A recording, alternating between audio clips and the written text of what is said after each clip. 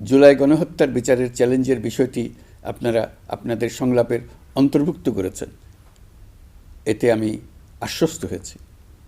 সুধীবৃন্দ, জুলাই গণঅভ্যুত্থান কেবল বাংলাদেশকে মুক্তই করেনি, আমাদের স্বপ্নকেও তুমুল সাহসী করে তুলেছে। বাকহীন বাংলাদেশ জোরালো কণ্ঠে আবার কথা বলার শক্তি ফিরে পেয়েছে। এই দৃঢ়কণ্ঠ আবার ঐক্য গঠনে সোচ্চার হয়েছে। ঐক্য আমাদের মূল শক্তি। জুলাই অভ্যুত্থান আমাদেরকে ঐতিহাসিক মাত্রায় বলীয়ান করেছে।